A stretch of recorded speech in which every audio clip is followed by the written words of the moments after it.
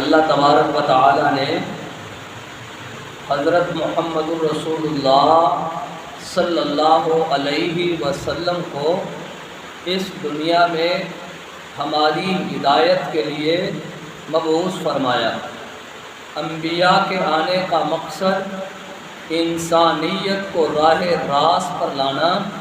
انسانیت کی ہدایت کا انتظام کرنا، انسانیت کو بھٹکی ہوئی انسانیت کو، بہکے ہوئے انسانوں کو، راہ بھولے ہوئے انسانوں کو راہ پہ لانا، بہکے ہوئوں کو راہ راست پر لا کے کھڑا کرنا، اور بے ہدایتوں کو ہدایت کی روشنی سے روشناس کرنا۔ یہ پیغمبر کی ذمہ داریوں میں سے اہم ذمہ داری کہ بے راہ رو لوگوں کو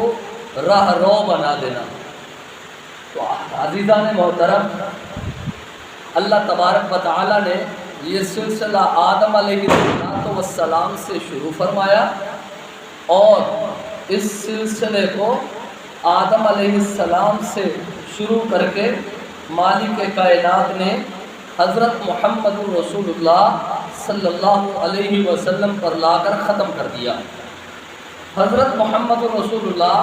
صلی اللہ علیہ وسلم نے مکہ کی سرزمین سے لے کر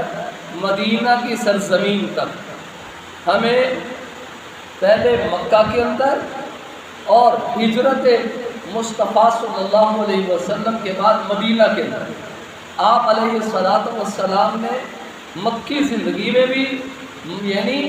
مکہ کے اندر مکی زندگی میں اور مدینہ میں مدنی زندگی کے اندر رسالت مآب صلی اللہ علیہ وسلم نے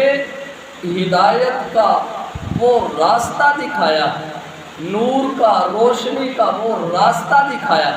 اور وہ مینار خود روشنی کے بن کر دنیا کے سامنے جب وہ پیش ہوئے، اور ایک کامل اکمل نمونہ بن کر رسول اللہ صلی اللہ علیہ وسلم نے ہماری رہنمائی فرمائی ہے، اسی رہنمائی ہی سے میں آج کچھ موتی لے کر، کچھ ایسی باتیں لے کر آپ کی خدمت اقدس میں حاضر ہوا ہوں کہ رسالت مآب صلی اللہ علیہ وسلم نے جو لوگوں کی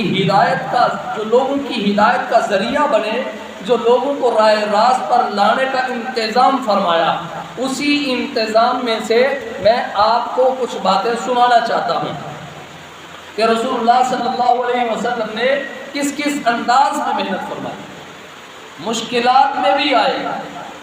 مشقتیں بھی برداشت کی، مصیبتیں بھی جھیلیں، دکھ اور تکلیفیں بھی برداشت کیے، ستم بھی آپ علیہ السلام پر ڈھائے گئے، مگر رسول اللہ صلی اللہ علیہ وسلم استقامت کا پہاڑ بن کر دنیا کے سامنے ایک نمونہ بن کے کھڑے ہیں کہ رسول اللہ صلی اللہ علیہ وسلم نے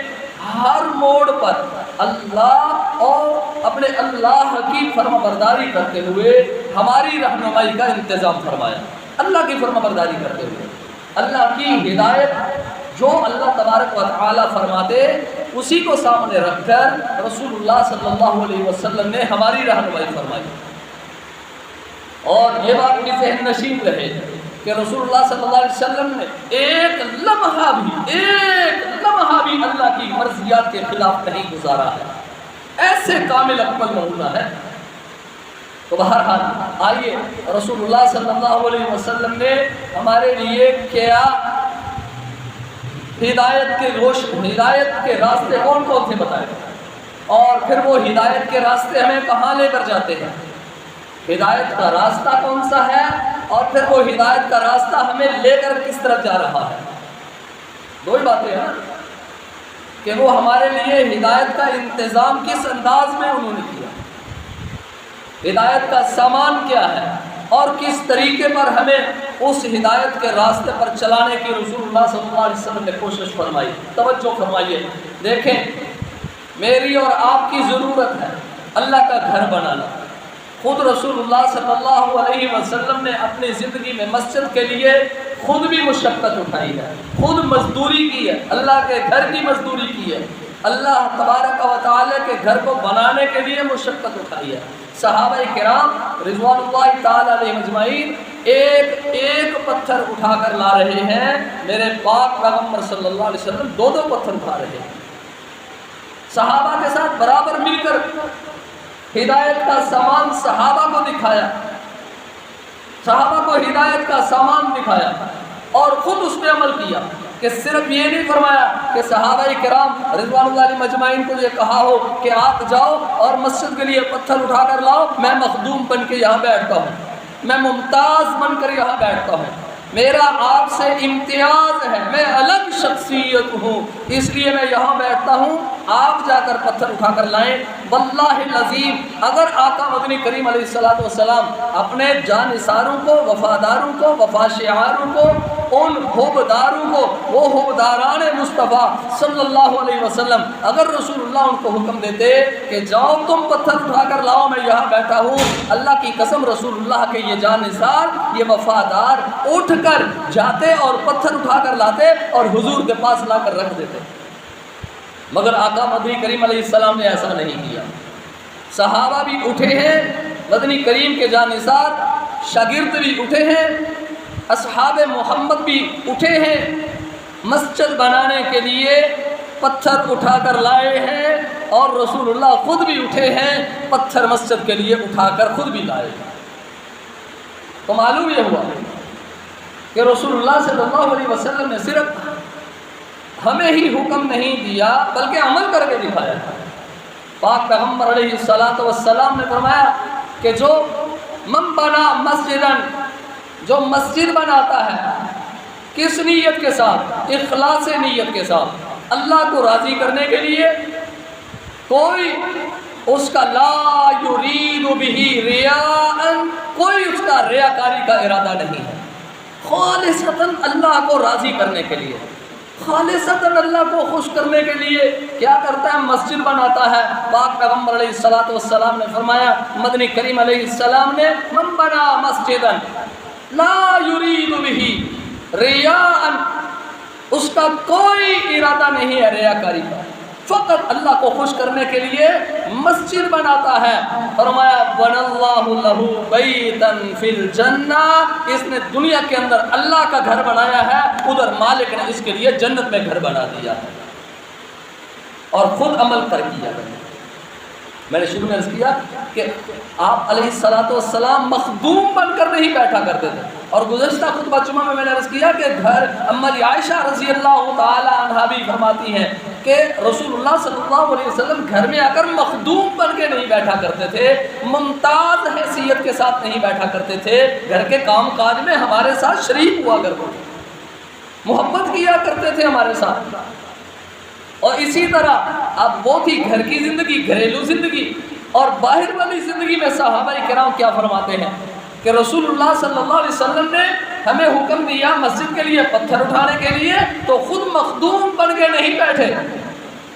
خود ممتاز حیثیت کے ساتھ نہیں بیٹھے، حالانکہ میں نے عرض کیا واللہ العظیم اگر رسول اللہ صلی اللہ علیہ وسلم ممتاز حیثیت کے ساتھ، مخدوم حیثیت کے ساتھ بیٹھ کر بھی صحابہ کو حکم دیتے، تو اللہ کی یہ فوج حزب اللہ جو ہے، اولئک حزب اللہ کا مقام اور درجہ پانے والے،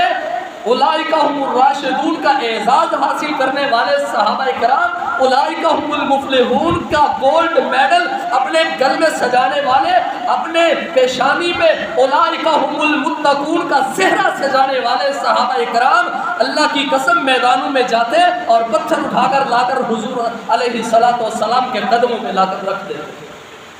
قدموں میں لا کے رکھتے، کبھی یہ نہ کہتے کہ یا رسول اللہ آپ بھی اٹھیں اور ہمارے ساتھ چلیں، کبھی یہ نہ کہتے۔ لیکن رسول اللہ صلی اللہ علیہ وسلم نے ہمیں سکھانا تھا، امت کو سبق سکھانا تھا، گھر میں ازواج مطہرات کے ساتھ کام کاج میں شریک ہیں، اور باہر اولئک حزب اللہ کے ساتھ کام کاج میں شریک ہیں، اللہ کی فوج کے ساتھ۔ یہ صحابہ اللہ کی فوج ہے بھائی، قرآن کریم کا فضل، اولئک حزب اللہ، یہ اللہ کی فوج ہے۔ اس اللہ کی فوج کے ساتھ خود رسول اللہ صلی اللہ علیہ وسلم مسجد کے لیے پتھر اٹھانے کے لیے جنگل میں جاتے ہیں، پتھر اٹھا کر لاتے ہیں۔ تو اس لیے فرمایا جس نے اللہ کو راضی کرنے کے لیے مسجد بنائی، تو اللہ تبارک و تعالیٰ کیا اعزاز اس کے لیے بخش رہے ہیں، اللہ اس کو کیا اعزاز دے رہے ہیں، پیارے پیغمبر مدنی کریم علیہ السلام کی زبان نبوت سے کیا اعزاز مل رہا ہے ان لوگوں کو جو اللہ کی زمین پر اللہ کا گھر بناتے ہیں، جو اللہ کی زمین پر اللہ کا گھر بناتے ہیں، کیا اعزاز ہے ان کا، بن اللہ لہ بیتا فی الجنہ، انہوں نے اللہ کی زمین پر اللہ کا گھر بنایا، اللہ نے جنت کی زمین پر ان کے لیے محل بنا دیا، ان کا جنت کی زمین پر محل بن جائے گا، کن کا، جنہوں نے زمین پر اللہ کا گھر بنایا۔